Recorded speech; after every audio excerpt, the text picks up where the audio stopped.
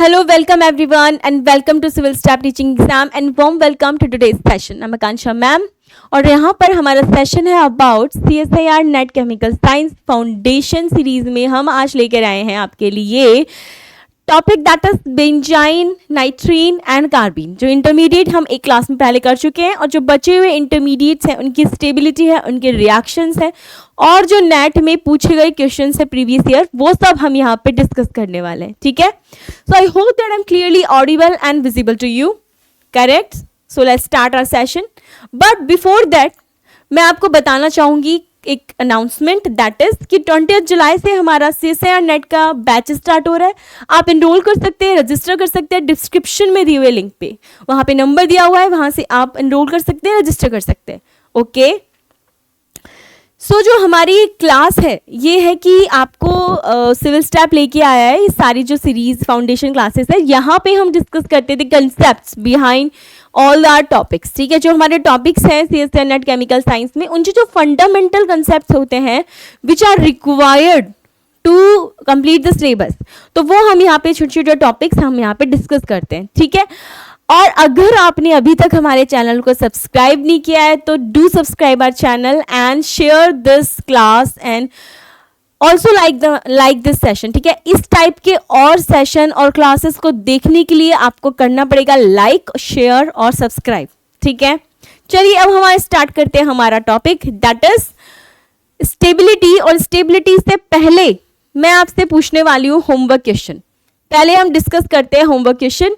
In the last class मैंने आपको एक होमवर्क क्वेश्चन दिया था और मैंने बोला था मुझे कमेंट में करके बताइए आप कि इसका आंसर क्या होगा। ठीक है, तो यहाँ पे जो आंसर यहाँ पे इस क्वेश्चन का आंसर है बच्चों that is C, the correct order of stability of the carbanion. मैंने आपसे पूछा था and the correct option here is C. That means कि जो आपको यहाँ पे बी दिखाई दे रहा है, this B is highly stable. और हमने बात की थी कि जो कार्बेनायन होते हैं यानी कि जो एनायन होते हैं उनकी स्टेबिलिटी डिपेंड करती है, it depends upon the stability of the charge. जितना चार्ज ज़्यादा स्टेबल होगा एनायन की स्टेबिलिटी भी उतनी ही ज़्यादा होगी।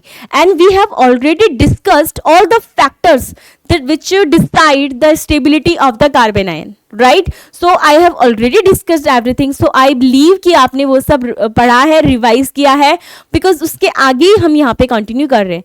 Now let's discuss कि यहाँ पे BACD कैसे आया हुआ है। This anion is surrounded by two electron withdrawing group that is carbonyl group. These are two carbonyl groups. They are imparting here a minus I effect to a negative charge. So that means the electron withdrawing group is stabilizing this negative charge. That means this one is most stable. Now after B देखो यहाँ पे क्या है, ये ester group आ गया। अब this is also a ester group. तो जो एस्टर ग्रुप है वो क्या होगा, less electron withdrawing as compare to carbonyl group, because यहाँ पे Me प्रेजेंट है, ये तो इलेक्ट्रॉन डोनेट करता है, तो ये क्या करेगा, उतना ज्यादा स्टेबलाइज नहीं करेगा नेगेटिव चार्ज को as compare to the carbonyl group, right? So here the carbonyl group, only the carbonyl group are present which exerting imparting a negative inductive effect on the negative charge so that negative charge is stabilized here. तो B हमारा सबसे ज्यादा stable हो गया, फिर A हो गया, उसके बाद देखो B, A and C। अब यहाँ पे बच्चों ये जो नेगेटिव चार्ज है on bridgehead carbon, negative charge हो या पॉजिटिव चार्ज हो वो बहुत कम स्टेबल होता है। रिमेंबर इट और राइट इट, इसको लिख लो that at the bridgehead position any kind of charge is least stable. So here negative charge present at the bridgehead carbon. What is the bridgehead carbon? This negative charge. This is the bridgehead carbon. तो यहाँ पे negative charge सबसे कम stable है. That means D तो यहाँ पे सबसे least stable है. तो हमारा आंसर हो गया C. Clear? समझ में आया आपको? C is the correct answer. Okay. So ये सबने कर लिया है. ठीक है? I'll check in the comment. Now let's start our class and that will start from the intermediate carbene. Intermediate क्या होते हैं I am already discuss to you. I told you about it that intermediates form during a reaction in which when a reactant convert into a product in the and there is a species which form during a reaction and has a very short half life lived and it's very kind of unstable. ठीक है, तो ये intermediate होते हैं. अब intermediate कौन कौन से होते हैं? We already studied it, that carbocation, carbanion and free radical, and their stability we also discussed and we solve some questions, PYQ questions, previous years questions. Today our topic that is carbene. अब what is carbene? Carbene is also a intermediate. Now when it form, what is it? Let's see. A carbene is a molecule containing neutral carbon atom with a valence of 2 and 2 unshared valence electron. Can you see here? CH2 this, CH3 this. इस carbon के पास कितने electron है? 1 2 3 4. Sorry, this is the, ठीक है. तो जो carbon होता है इसके पास, इसका ऑक्टेट कंप्लीट नहीं होता है, इसके पास कितने 6 इलेक्ट्रॉन होते हैं. तो carbene act as a electrophile. Carbene एक इलेक्ट्रोफाइल की तरह काम करती है. इसका ऑक्टेट कंप्लीट नहीं होता है. It has 6 electrons. ठीक है.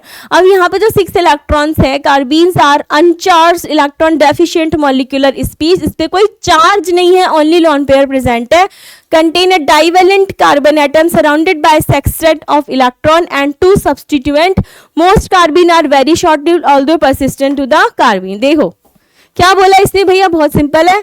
ये जो कार्बन है हमारा, इसके पास एक हाइड्रोजन, डाइवैलेंट है, 2 वैलेंसी है और क्या है? Lone pair. अब आप काउंट करो कितने इलेक्ट्रॉन प्रेजेंट है. देखो 1 2 3 4 5 6, दैट मीन्स यहाँ पे 6 इलेक्ट्रॉन प्रेजेंट है. इसे हम क्या बोलते हैं? इसको हम बोलते हैं सेक्सटेट. ठीक है.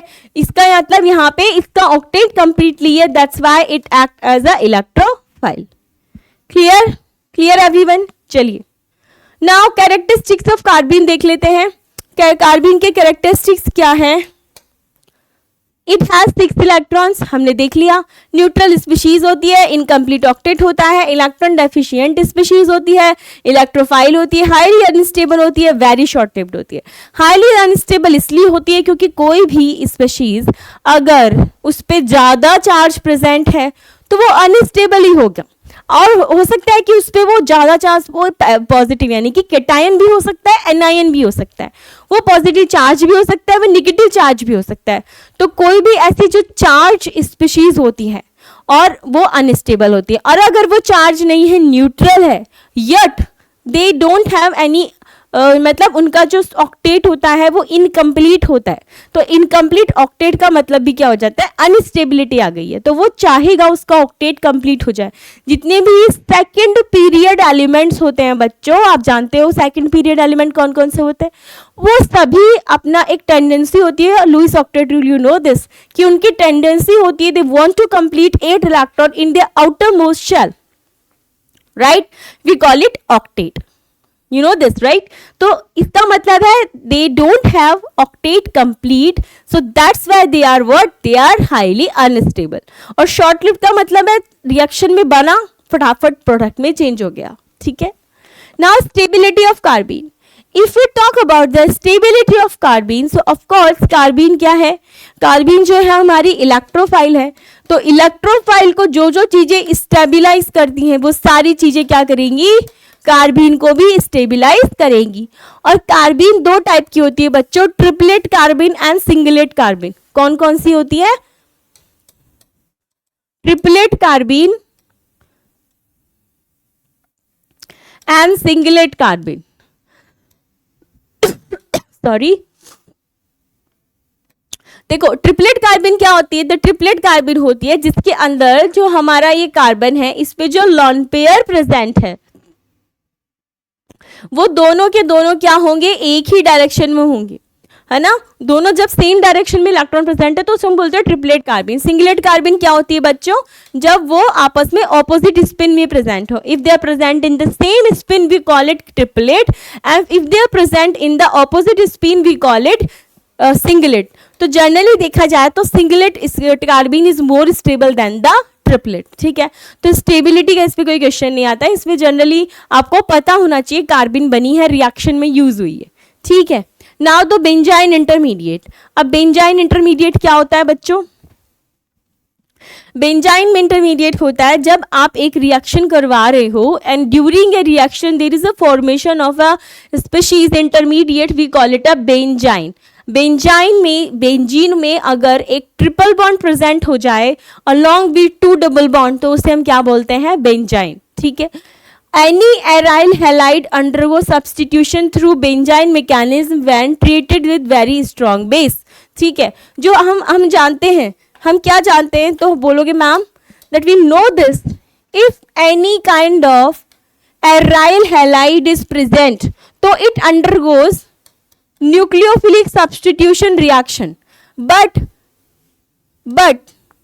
if there is presence of strong base present है, इलेक्ट्रॉन रिलीजिंग ग्रुप है, तो जो मैकेनिज्म होगी वो होगी बेंजाइन मैकेनिज्म, और इसको बोलते हैं बच्चों एडिशन, एलिमिनेशन,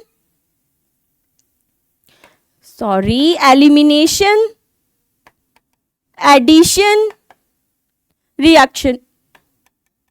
ठीक है, एलिमिनेशन, एडिशन, रिएक्शन। बट और अगर यहाँ पे इलेक्ट्रॉन विड्रॉइंग ग्रुप प्रेजेंट है, स्ट्रॉन्ग बेस नहीं है, then it will takes place through the normal ArSN2। ठीक है, तो नॉर्मली ArSN2 से होती है, जो कि होती है एडिशन, एलिमिनेशन मैकेनिज्म। ठीक है, अब हम चेक करेंगे कि हमारी बेंजाइन कैसे बन रही है। तो देखिए, new substituent becomes attached to the carbon that has the leaving group और the carbon adjacent to it. आपको एक रिएक्शन दिखाई दे रही है, इसमें क्लोरोबेंजीन आपको दिख रहा है और NH2 लिखा हुआ है यहाँ पे, KNH2 ammonia.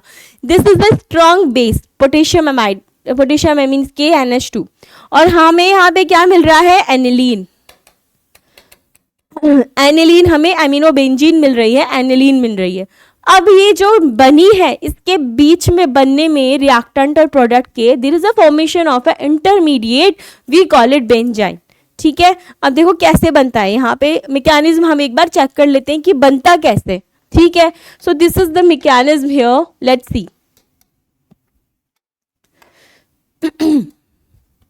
You can see a chlorobenzene here, और जब हम क्लोरोबेंजीन की स्ट्रॉन्ग बेस में देते हैं, there is no presence of electron withdrawing here, so that means कि ये क्या करेगा? बेंजाइन के थ्रू ही क्या करेगा?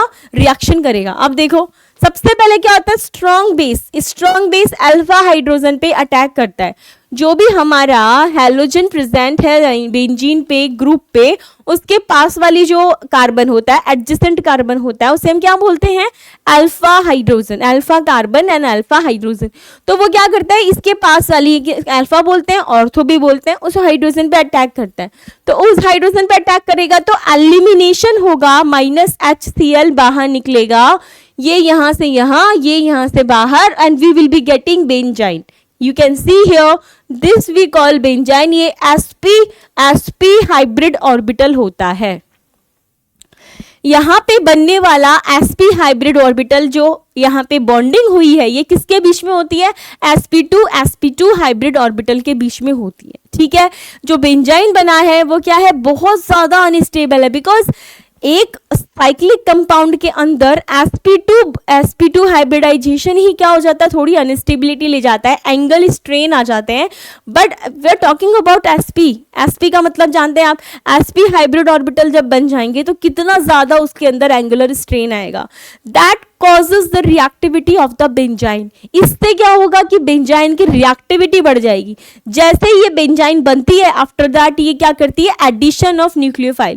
तो ये न्यूक्लियोफिलिक एडिशन रहती है। तो सबसे पहले इसमें एलिमिनेशन हुआ हैलोजन का, उसके बाद एडिशन होता है न्यूक्लियोफाइल का, that means we call it elimination addition reaction.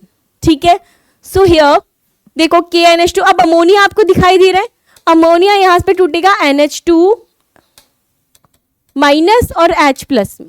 ठीक है, अब यहाँ पे क्या होगा? ये जो शिफ्ट है बॉन्ड का, एक किसी भी डायरेक्शन में कर लो, अभी कुछ नहीं दिया हुआ है, तो जब वो इधर शिफ्ट करेंगे तो न्यूक्लियोफाइल कहाँ अटैक करेगा बच्चों? वो यहाँ अटैक करेगा, we will be getting this aniline. ठीक है, तो ये तो बात थी जब कोई सब्स्टिट्यूएंट ऐड नहीं हो। जब उस पे सब्स्टिट्यूएंट प्रेजेंट होगा तो सब्स्टिट्यूएंट की अलग कहानी होती है। देखो कैसे कहानी होती है, ये है, दिख रहा है आपको, पैरा सब्स्टिट्यूटेड टोलुइन, पैराक्लोरोटोलुइन दिया हुआ है। जब इसकी रिएक्शन हम उसी से, मतलब वही कंडीशन से सेम, तो क्या बनेगा, बेंजीन। आपने बोला यस मैम, बेंजीन बन जाएगी। चाहे यहां से हाइड्रोजन निकले चाहे यहां से हाइड्रोजन निकले, बात एक ही है, it's the same thing and we will be getting this option. ठीक है, अब जब भी इस कंडीशन में आते हैं और यहां पर इलेक्ट्रॉन रिलीजिंग ग्रुप लगा हुआ है प्लस आई। ठीक है, अब देखो एक और इंपॉर्टेंट नोट डालो आप लोग यहाँ पे कि in the benzyne we always consider plus minus I of the substituent. In the case of benzyne हम हमेशा चेक करते हैं plus minus I effect of the substituent. जो substituent electron releasing group present है या इलेक्ट्रॉन विड्रॉइंग ग्रुप प्रेजेंट है in the benzyne, उसके minus और प्लस आई को ही कंसिडर करते हैं हमेशा, क्योंकि ये जो बेंजाइन है, ये जो बॉन्ड बना है sp2 नया sp हाइब्रिड, ये क्या है, मॉलिक्यूलर प्लेन पर काम करता है। तो मॉलिक्यूलर प्लेन में सिर्फ इंडक्टिव इफेक्ट काम करता है, मॉलिक्यूलर प्लेन के ऊपर और नीचे रेजोनेंस काम करता है, हाइपर कॉन्जुगेशन काम करता है, बट मॉलिक्यूलर प्लेन के अंदर ओनली इंडक्टिव इफेक्ट काम करता है। So that means for the benzyne we always consider plus minus I of the substituent. Clear, क्या बोला मैंने, समझ में आ गया आपको? ठीक है, तो यहां पे देखो ये जब इलेक्ट्रॉन रिलीजिंग ग्रुप है तो उसी हिसाब से क्या होगा, शिफ्ट होगा। तो ये यहां पे जाएगा और यहां पर क्या आ जाएगा, हमारे पास पैरा और मेटा दो टाइप के हमें मिल सकते हैं। ठीक है, तो इन्होंने दो इसलिए बना दिए क्योंकि इन्होंने यहाँ पे मेंशन नहीं किया है ना कि कौन सा यहाँ पे इलेक्ट्रॉन रिलीजिंग या इलेक्ट्रॉन विड्रॉइंग, पर यहाँ पे आपको ये पैरा और मेटा दो टाइप के ग्रुप मिलेंगे और कौन सा मेजर होगा प्रोडक्ट, कौन सा मेजर होगा वो आपको मैं बता चुकी हूँ। ठीक है, अब देखो sometimes triple bond form and the benzos to charge form, मतलब यहाँ पे ऐसे लिखा है कि ये जो आपको बेंजाइन मिली है ये क्या होती है, जो sp2 ऑर्बिटल्स होते हैं उनके ओवरलैप से बनती है ना। ठीक है, तो यहाँ पे जो ट्रिपल बॉन्ड बना है from overlap of 2 sp2 orbital, it works only in the molecular plane. sp2 orbital involved in the triple bond are at 90 degree to the p-orbital of the aromatic pi system. Poo orbital leads to a very weak triple bond easily broken by a nucleophile. That's why benzynes are more reactive. अब देखो electron withdrawing and electron releasing दो cases हम पढ़ेंगे जो मैंने अभी आपको बोल के बताई थी। Now let's consider the case number first, if the triple bond between Meta and para carbons. ठीक है, ये आपको ऑर्थो कंडीशन है, ये मेटा कंडीशन है और ये पैरा, और यहाँ पे आपको मिला हुआ है इलेक्ट्रॉन विड्रॉइंग ग्रुप ऐसे, मतलब माइनस आई। ठीक है, तो जो माइनस आई है अब क्या करना है, न्यूक्लियोफाइल ऐड होगा। तो जब न्यूक्लियोफाइल ऐड होगा तो वो कहाँ जाएगा बच्चों, तो देखो वो जाएगा at the most acidic condition. जब इलेक्ट्रॉन उधर शिफ्ट हो रहे हैं, ऊपर की तरह जा रहे हैं, तो ये बॉन्ड डिस्प्लेसमेंट यहाँ होना चाहिए ना। जो electron withdrawing electron releasing group है यही आपका बॉन्ड डिस्प्लेसमेंट डिसाइड करते हैं। तो इलेक्ट्रॉन उधर शिफ्ट हो रहे हैं आई बॉन्ड के थ्रू, आई इंडक्टिव इफेक्ट के थ्रू, तो इलेक्ट्रॉन ऊपर जाएंगे, तो हमारा जो न्यूक्लियोफाइल है वो कहाँ शिफ्ट होएगा, पैरा पोजिशन पे। तो हमें ये मेजर प्रोडक्ट बनेगा, क्या बनेगा, मेजर प्रोडक्ट यही बनेगा। समझ में आया आपको? ये क्या है हमारा अनफेवर्ड, डिसफेवर्ड और माइनर प्रोडक्ट है, मेजर ये बनेगा। क्लियर, इलेक्ट्रॉन विड्रॉइंग ग्रुप का समझ में आया? आगे चलते हैं।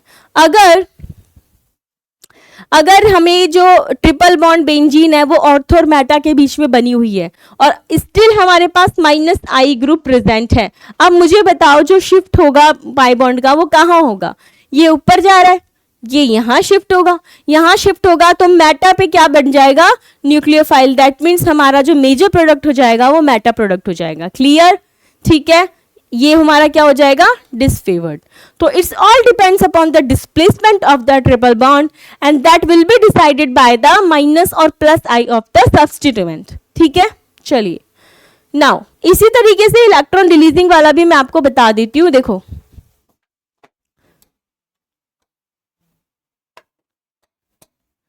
अगर यहाँ पे इलेक्ट्रॉन रिलीजिंग ग्रुप प्रेजेंट है यानी प्लस आई, और हमें यहां पर मिली है बेंजीन। तो एक तो ये बेंजाइन मिल सकती है, एक हमको मिल सकती है ये वाली। ठीक है, अब देखो जब इलेक्ट्रॉन रिलीजिंग ग्रुप होगा बच्चों, तो अगर आपको न्यूक्लियोफाइल ऐड कराना है कहाँ कराओगे, ये ऐसे जाएगा, ये प्लस आई इधर जा रहा है तो शिफ्ट कहाँ हो जाएगा, इधर शिफ्ट होगा, तो हमको यहाँ पे क्या मिलेगी, मेटा पे न्यूक्लियोफाइल। क्लियर, ये हो गया हमारा मेजर प्रोडक्ट। बट अगर इलेक्ट्रॉन रिलीजिंग ग्रुप यहाँ पे लगा है, अगर हमें ये मिला तो बताओ शिफ्ट कहाँ होगा, इधर होगा, इधर शिफ्ट होगा तो न्यूक्लियोफाइल कहाँ आएगा बच्चों, nucleophile will at the ortho position. ठीक है, तो ये हमारा क्या हो जाएगा, मेजर प्रोडक्ट। क्लियर, चलिए तो ये सेकंड केस हो गया electron releasing. Now what are the nitrenes, अब नाइट्रीन्स पे आते हैं। नाइट्रीन्स क्या होता है, देखो nitrenes are uncharged electron deficient monovalent nitrogen species. ठीक है, कलर चेंज करते हैं। अब they are isoelectronic with the carbene, जो कार्बीन होती है उसके पास 6 इलेक्ट्रॉन होते हैं, इसी तरह नाइट्रीन के पास भी 6 इलेक्ट्रॉन होते हैं। यू कैन सी हियर और डैश नाइट्रोजन। नाइट्रोजन के इलेक्ट्रॉन काउंट करते हैं बच्चों, एक तो लॉन पेयर है, 2 लॉन पेयर है और एक बॉन्ड पेयर है। तो बॉन्ड पेयर में 2 इलेक्ट्रॉन है, 2 + 4 = 6 इलेक्ट्रॉन। इसका भी ऑक्टेट इनकम्प्लीट है।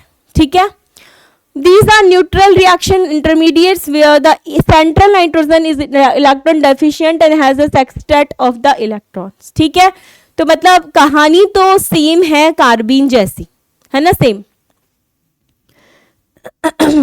अब देखो जनरेशन ऑफ द नाइट्रीन, नाइट्रीन बनाएंगे कहाँ पे, क्योंकि नाइट्रीन क्या होते हैं जनरली बहुत ही कम ऐसे इंटरमीडिएट होते हैं जिन्हें हम बहुत कम जगह पे देखते हैं, बहुत ही कम रिएक्शंस होती हैं जहाँ पे नाइट्रीन बनता है।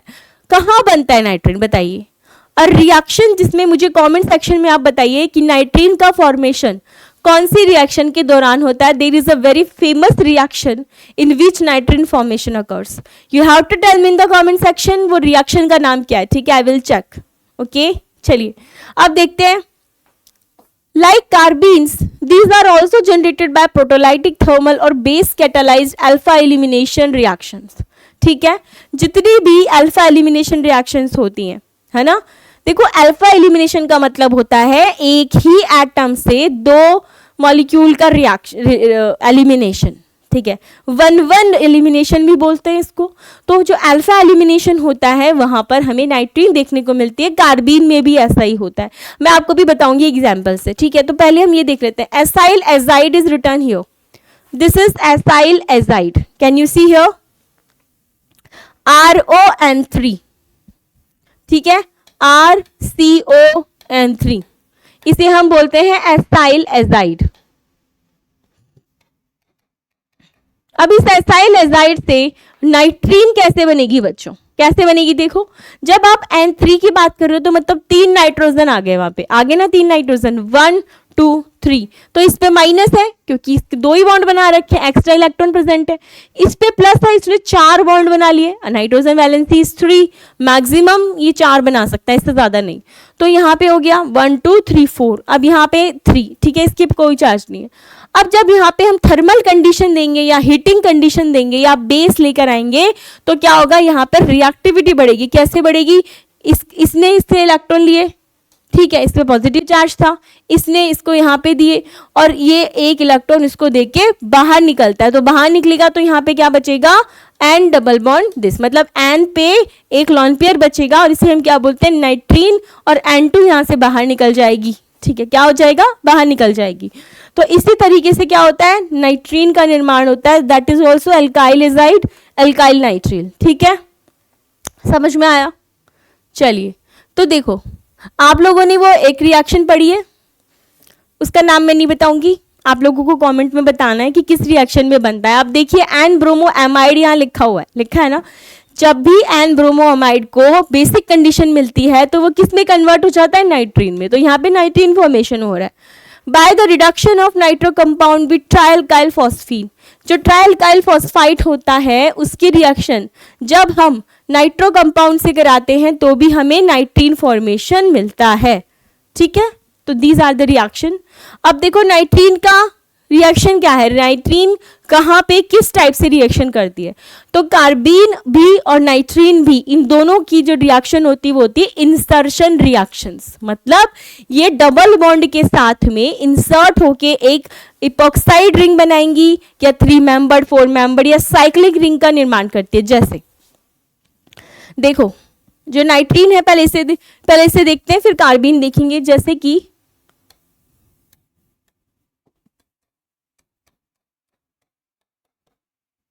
ये यहां से यहां, ये यहां से यहां, ये एक साइक्लो एडिशन रिएक्शन बोलते हैं इसको, साइक्लो एडिशन रिएक्शन 2+2, ठीक है। और इस रिंग का निर्माण होता है। देखो सिंगलेट नाइट्रीन यहाँ लिखी हुई है, जब इसके साथ रिएक्शन होगी तो हमें ये 3 मेंबर्ड रिंग बनेगी। इसे एजिरिडीन बोलते हैं। क्या बोलते हैं 3 मेंबर्ड रिंग को? हम बोलते हैं एजिरिडीन। नाउ एसाइल नाइट्रीन जो होती है वो रीअरेंजमेंट होती है और वो क्या बनाती है, रीअरेंज होके आइसोसाइनेट बनाती है NCO। आइसोसाइनेट होता है RNCO, N double bond C double bond O, ठीक है। This rearrangement is involved in Curtius and Hofmann rearrangement। जो रिएक्शन होती है Curtius reaction and Hofmann rearrangement, वहां पर ये वाला नाइट्रीन का rearrangement होता है, ठीक है। नाउ स्टेबिलिटी की बात करते हैं। तो देखो जो नाइट्रीन होती है ना, अगर इसको स्टेबिलिटी कब होगी, ऑफ कोर्स जब इसे इलेक्ट्रॉन रिलीजिंग ग्रुप मिलेंगे, जैसे इलेक्ट्रॉन डेंसिटी मिलेगी तो ये स्टेबल हो जाएगी, बिल्कुल हो जाएगी, ठीक है। तो अगर हम बात करें स्टेबिलिटी की, तो जो नाइट्रीन होती है वो क्या करती है, वो किसी भी अनसैचुरेटेड कंपाउंड के साथ रिएक्शन करना चाहती है so that it will get stabilize. तो type of ligand attached, example if aromatic ring is attached to the nitrogen, sorry ओ सब ठीक है, एराइल नाइट्राइल आयन, ठीक है। तो मेरी आवाज आपकी आ रही है, ठीक है, सब ठीक है। अब देखिए तो यहाँ पे क्या था, if they are called aryl nitrile ion and similarly halo and alkyl nitrile ion if halo and alkyl groups are attached to the nitrogen।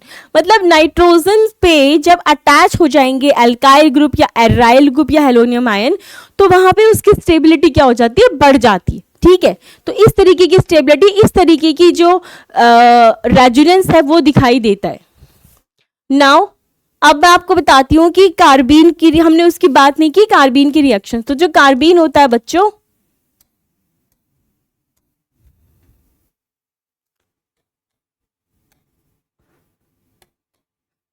अब कार्बीन बनता कहाँ पे, कार्बीन बनता कहाँ पे, तो कार्बीन को बनाने का भी एक वो होता है। जैसे मान लीजिए अगर आपको दिया हुआ है CaCl3 and KOH, ये देते हैं आपको, ClCl3 दिया हुआ है और KOH दिया हुआ है, तो यहाँ पर किसका फॉर्मेशन होता है, तो आप बोलोगे मैम यहाँ पर कार्बीन का फॉर्मेशन होता है। लेकिन जो कार्बीन बनती है वो होती है डाइक्लोरोकार्बीन। देखो कैसे, सबसे पहले बेस क्या करेगा, H+ को निकालेगा। तो जब बेस H+ निकालेगा तो ये बन गया, ठीक है, कोई दिक्कत नहीं। बेस था, बेस ने H+ को रिमूव किया यहाँ से -H+ के फॉर्म में और हमें मिला ये। अब यहाँ पे क्या होता है, Cl प्रेजेंट है Cl, और वहां हमारे सॉल्यूशन में पोटेशियम आयन भी प्रेजेंट है। तो जो Cl होता है ये यहाँ पर बाहर निकलता है -Cl फॉर्म में। तो जब Cl बाहर निकलता है तो बचता है यहाँ पे Cl विद इलेक्ट्रॉन। तो इस तरीके से CCl2 इट्स अ डाइक्लोरोकार्बीन।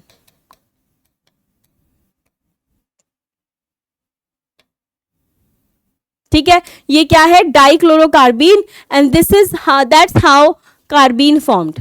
अब आप इसका एग्जाम्पल देखते हैं, इसकी भी एक रिएक्शन होती है, बहुत फेमस रिएक्शन है जिसके अंदर डाइक्लोरोकार्बीन बनती है, and the reaction name is Reimer Tiemann reaction. Yes, the Reimer Tiemann reaction everyone. What is the Raimar-Tyman reaction? That if a benzene is given here and इसकी रिएक्शन अगर आप कराओगे CHCl3 and KOH से, ठीक है, या नॉर्मली भी कोई भी यहाँ पे बेंजीन ग्रुप प्रेजेंट है या बेंजीन सब्स्टिट्यूटेड बेंजीन भी यहाँ पे प्रेजेंट होगी, तो देखो फिनॉल जैसे हैं, ये क्या है, फिनॉल। तो जब हम फिनॉल की रिएक्शन कराते हैं CaCl3KOS से, तो इन दोनों के मिक्सचर से हमेशा आपको डाइक्लोरोकार्बीन बनानी है। ये जब इस पर रिएक्ट होगा विद द हाइड्रोलाइसिस, तो हमें क्या मिलता है, CHO ग्रुप का इसके ऊपर अटैच हो जाता है। इसे हम क्या बोलते हैं, रायमर-टीमन रिएक्शन। ठीक है, तो ये जो बना है, जो इंटरमीडिएट यहाँ पे यूज हुआ है, वो कौन सी है, कार्बीन। डाइक्लोरोकार्बीन भी हो सकती है या वो सिंपल हाइड्रोजन वाली कार्बीन भी हो सकती है। ठीक है, तो now let's see the next question, that is यहाँ पे एक प्रीवियस ईयर में क्वेश्चन आया था बच्चों, दिसंबर 2019 में। क्या क्वेश्चन है, the major product formed in the formation following reaction. इस रिएक्शन जो आपको दिखाई दे रही है, इसमें मेजर प्रोडक्ट क्या बना है आपको बताना है। ठीक है, तो चलिए हम इसको सॉल्व करते हैं। यहाँ पे हमें दिया हुआ है CF3COOH। ठीक है, जब आपको यहाँ पे दिया हुआ है CF3COOH।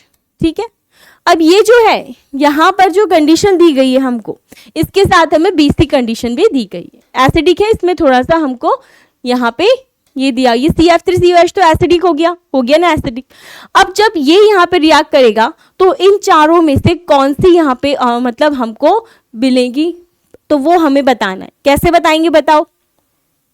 सबसे पहले क्या होगा बच्चों, यहाँ पे देखो, जब इसकी यहाँ पे अटैक, आपको एक डाईएजो दिख रहा है, डाईएजोनियम कंपाउंड दिख रहा है, सबको दिख रहा है, ये दिख रहा है आपको, इसे बोलते हैं CO, इसको बोलते हैं C डबल बॉन्ड O। ठीक है, एसाइल एजाइड। ठीक है, अब यहाँ पे जो एसाइलियम आयन है इसके साथ में, तो यहाँ पे देखो क्या होता है, जो रिएक्शन किस तरीके से होती है वो हम डिस्कस करते हैं। वो एक कॉमन चीज बता रही हूँ, वो आप हर जगह उसको याद रखना। जब भी आपको इस तरीके से दी गई हो कोई रिएक्शन,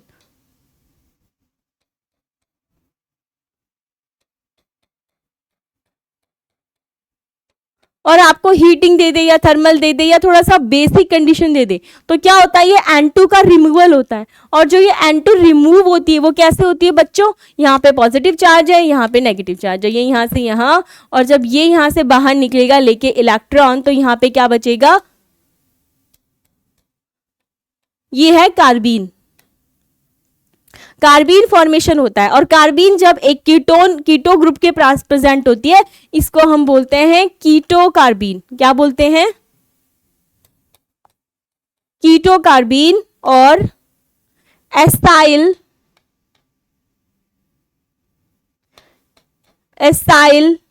कार्बीन। ठीक है, तो आप मुझे बताइए, यहाँ पे इस तरीके की कंडीशन आपको दिखाई दे रही है, आप बोलोगे यस मैम, यहाँ पर ये दिख रहा है, तो यहाँ पे क्या होगा, फिर यहाँ पर क्या बन जाएगी, कार्बीन बन जाएगी। तो चलिए हम बनाते हैं। ये दिया हुआ है ऐसे यहाँ पे है OMe, यहाँ प्रेजेंट है डबल बॉन्ड, इधर आ गया 5 मेंबर रिंग, और ये है हमारे पास, ये मैंने निकाला यहाँ से और मुझे मिल गई कार्बीन, मिल गई। ठीक है, कोई दिक्कत नहीं। अब देखो, अब क्या होगा, कार्बीन है भाई, इसे तो इलेक्ट्रॉन चाहिए, ये कहां से आएंगे, तो वो कहां से आएंगे, देखो ये क्या है, यहाँ पे OMe प्रेजेंट है, OMe+R वाला होता है, ये अपने इलेक्ट्रॉन यहाँ पे शिफ्ट कराएगा। तो जब ये अपने इलेक्ट्रॉन यहाँ पे शिफ्ट कराएगा, तो देखो कैसे होंगे, इसने इलेक्ट्रॉन यहाँ दिए, ये इलेक्ट्रॉन यहाँ आए, इसने इलेक्ट्रॉन यहाँ दिया, और यहाँ से क्या हुआ, इसके ऊपर अटैक हुआ। तो ये जब सब हो गया, तो देखो क्या बना,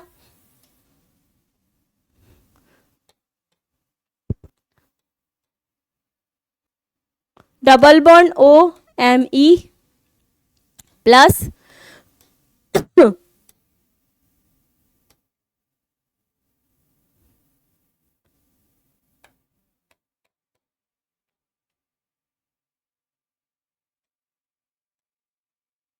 ये हो गया यहाँ पे ऐसे। ठीक है, अब क्या होगा, अब यहाँ पे जो OMe है फर्दर हाइड्रोलाइसिस होके ये क्या करेगा, बाहर निकल जाएगा।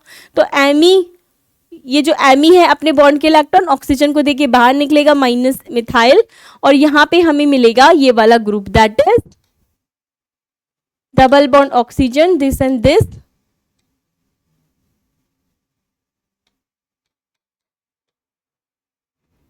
ये है हमारा प्रोडक्ट। ठीक है, क्लियर, समझ में आया? तो आंसर क्या हो गया?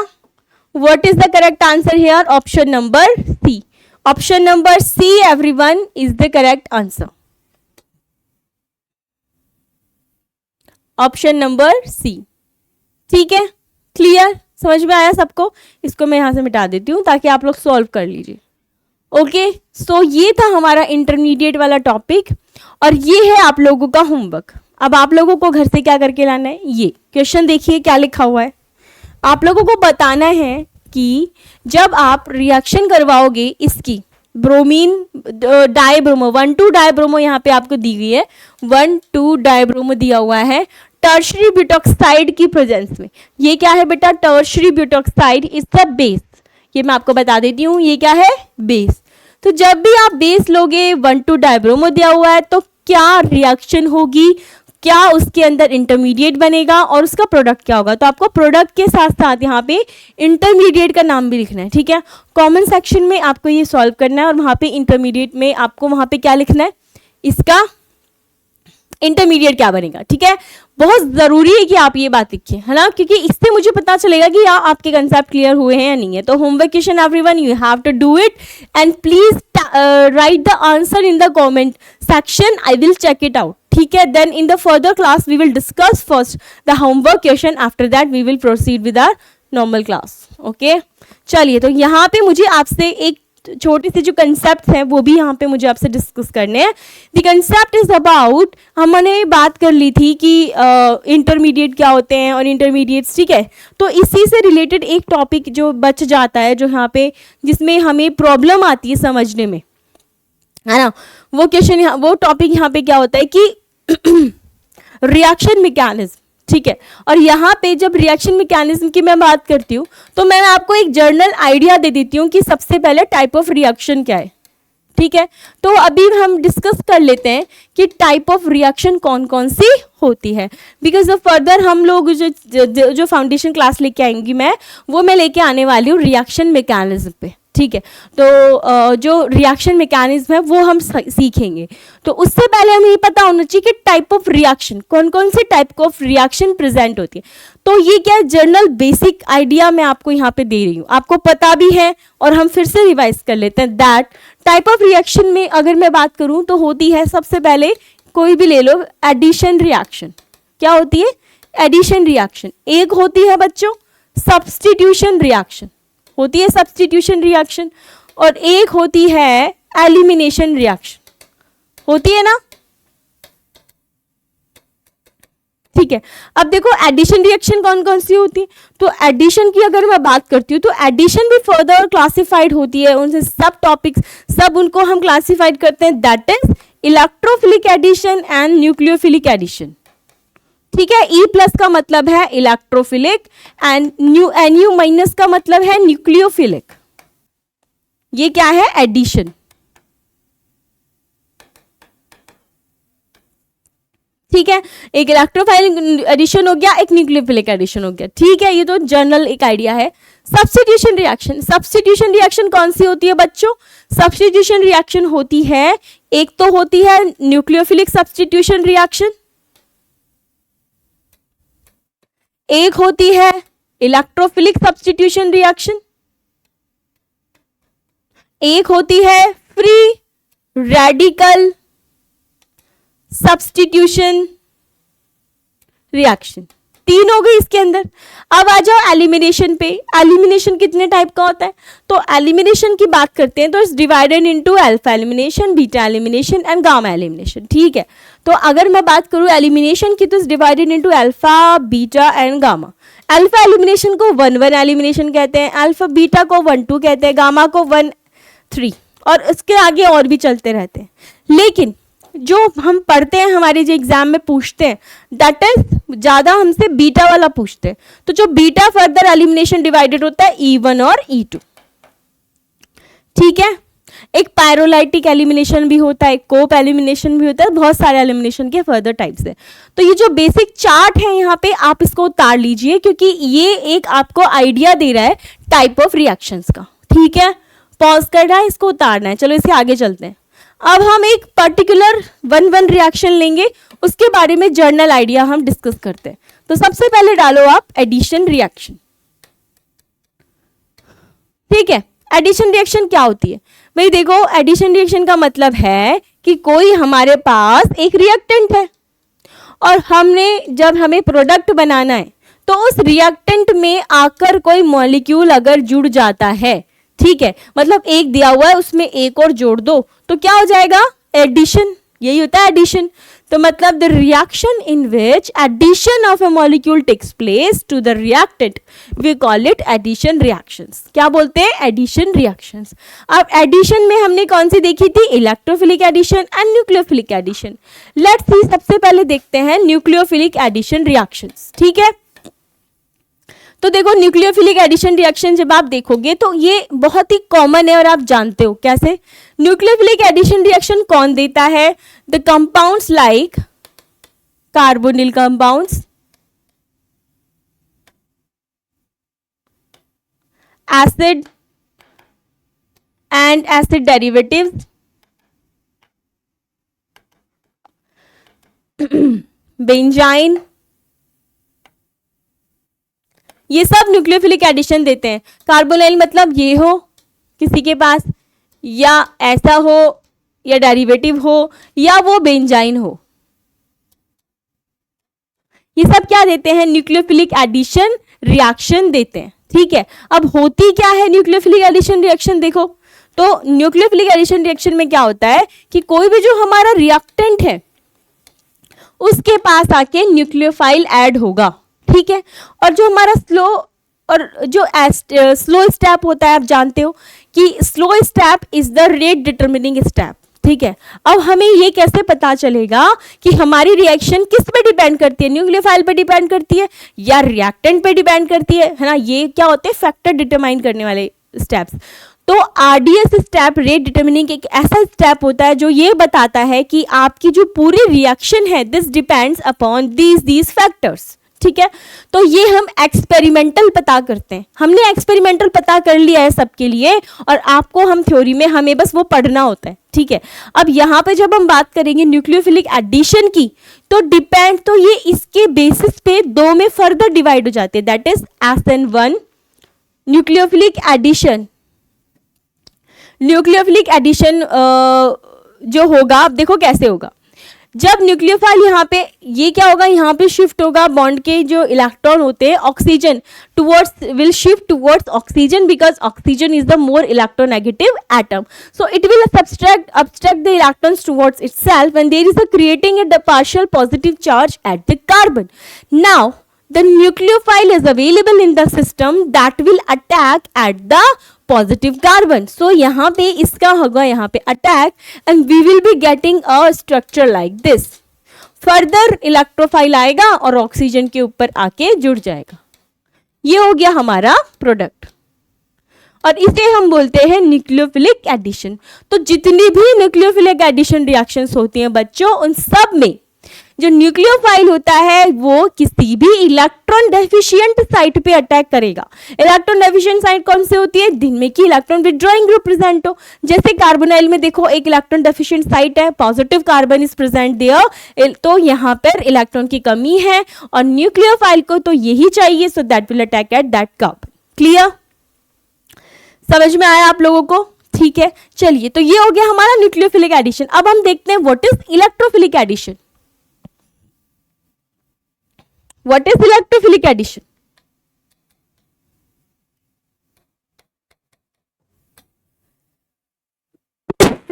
सॉरी, अब देखो, जब हम बात करते हैं इलेक्ट्रोफिलिक एडिशन की तो आपको ये पता होना चाहिए कि इलेक्ट्रोफाइल क्या है। तो देखो, इलेक्ट्रोफाइल होते हैं वो कि electrophile are the electron deficient species, electron की कमी होती है। They attack at the electron rich species, वो इलेक्ट्रॉन रिच स्पीशीज पे अटैक करते हैं। उनको क्या चाहिए? उनको इलेक्ट्रॉन चाहिए। तो जो भी कंपाउंड जिसमें इलेक्ट्रॉन डेंसिटी ज़्यादा है, that has some electron rich sites, वहाँ पे इलेक्ट्रोफाइल का एडिशन होता है। तो जनरली इलेक्ट्रोफिलिक एडिशन कौन देते हैं? आप बोल सकते हो मैम द अनसैचुरेशन जहाँ प्रेजेंट होगा वहाँ इलेक्ट्रोफिलिक एडिशन होगा। Unsaturation in the sense that alkene and the alkyne. तो जो एल्कीन होते हैं ये और ये लोग क्या करते हैं? इलेक्ट्रोफिलिक एडिशन रिएक्शन देते हैं। अब देखो यहाँ पे आप सब लोग,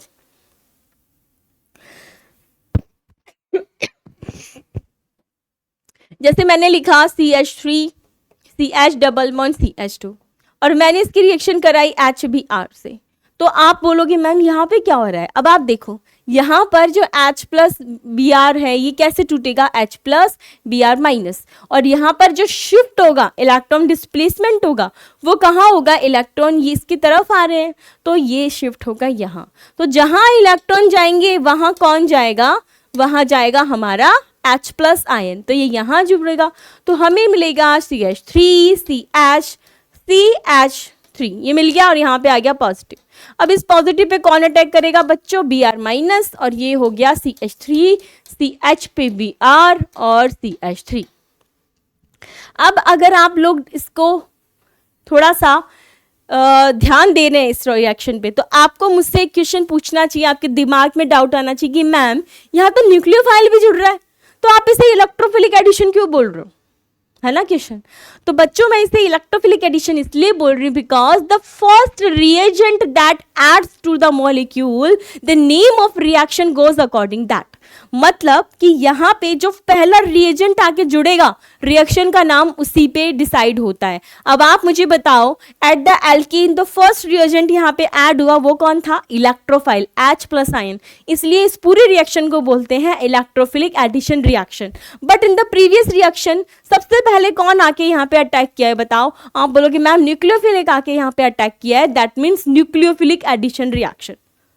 समझ में आया? तो जो भी रिएजेंट सबसे पहले आके अटैक करता है, ऐड होता है, उसके according the name of reaction goes. ठीक है, तो ये इलेक्ट्रोफिलिक एडिशन सबको समझ में आ गया? क्लियर। नाउ मैं आपसे एक क्वेश्चन पूछती हूँ, मुझे कमेंट सेक्शन में बताइए कि जो बेंजीन होता है इट हैज 3 डबल बॉन्ड। कितने डबल बॉन्ड है इसमें बच्चों? 3 है ना, दिख रहे हैं आपको? बी, ओहो सभी मिट जाएगा। कभी कभी हमारा इरेजर ऐसे काम करता है। 3 डबल बॉन्ड, ठीक है, 3 डबल बॉन्ड है।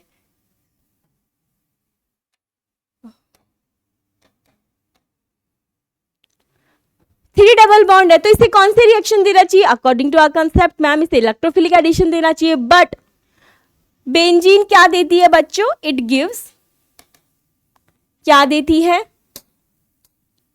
It gives electrophilic substitution reactions rather than addition. Now you have to tell me reason why. Comment section में बताइए। ठीक है, अब इसके ऊपर आप मुझे कमेंट में बताएंगे कि benzene having 3 double bond yet it gives electrophilic addition reaction rather than electrophilic substitution reaction rather than electrophilic addition reaction. The reason behind it I want to know. ठीक है, मुझे इसका रीजन बताइए आप लोग। Okay, so that's it for today's class. या आज का हमारी क्लास यहीं पे खत्म होती है। अब मैं आपको बताना चाहूंगी कि एक इंपॉर्टेंट अनाउंसमेंट, दैट इज हमारे बैच स्टार्ट हो रहे हैं 10 जुलाई से। आप इनरोल कर सकते हैं, रजिस्टर कर सकते हैं। हमारा डिस्क्रिप्शन बॉक्स में दिए हुए हैं लिंक और फ़ोन नंबर भी दिए हुए हैं। आप वहाँ पे कॉल करके हमारे सिविल स्टाफ टीचिंग एग्जाम पर यहाँ पे जुड़ सकते हैं। ठीक है, हमारा जो चैनल है ये आप लोगों के लिए लेकर आ रहा है, रिवीजन सीरीज भी है, यहाँ पे फाउंडेशन सीरीज भी है, और इसी तरीके की और बहुत सारी वीडियोस को देखने के लिए हमारे चैनल को सब्सक्राइब करना ना भूलें और लाइक करके जाना सेशन को पूरा देखने के बाद। इफ़ यू फाइंड सेटिस्फेक्शन कि हाँ मैम समझ में आ रहे हैं, कंसेप्ट क्लियर हो रहे हैं, तो प्लीज़ हमारे सेशन को लाइक करके जाइए और शेयर कीजिए ताकि और आपके जो फ्रेंड्स हैं उनको भी इस चीज़ का बेनिफिट हो। Clear? So that is all information about our batch and thank you so much for today's class. And ये है हमारा टेलीग्राम का लिंक, आप यहाँ से इस सेशन से रिलेटेड नोट्स वगैरह ले सकते हैं। और हमारे चैनल को सब्सक्राइब तो आपको करना ही है, राइट? लाइक भी करना है सेशन को। So that's it for today's class. I'll meet you in the next session. Till then, all the best for your preparation and keep revising, keep practicing. Bye bye, students. Have a good day.